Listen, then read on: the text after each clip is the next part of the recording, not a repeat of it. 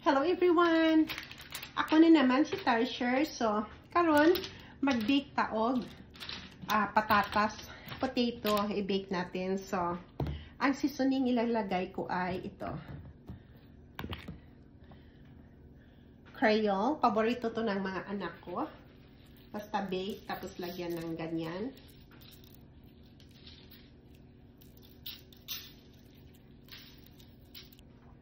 Black pepper.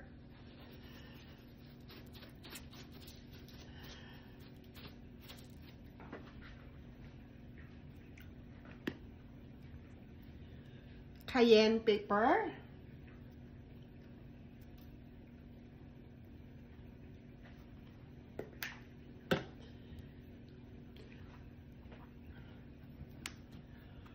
Olive oil. Konti na lang ang ilagay natin dahil may olive oil na yan sa ilalim.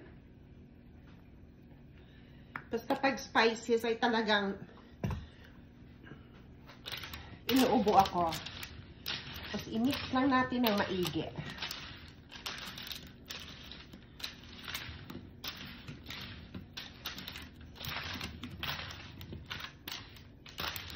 Tapos i-bake nyo na ng 450 ng 30 minutes. Ay, sarap na siya. Tapos kung gusto mong crunchy, i-broil mo ng 2 minutes. Masarap na siya.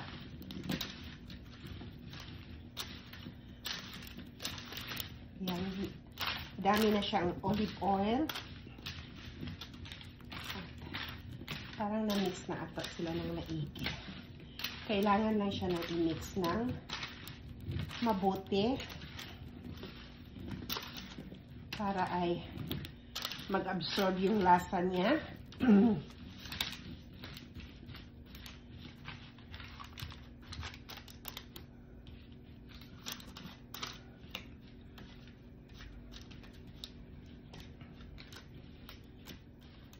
And then ready na siya sa oven.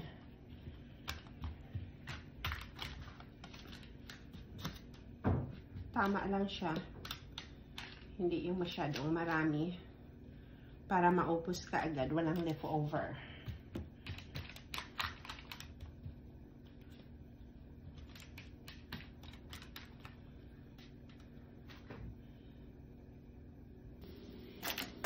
At luto na yung bake natin na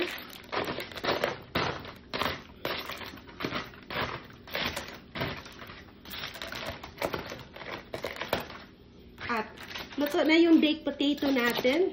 Tingnan nyo na naman. Ay, super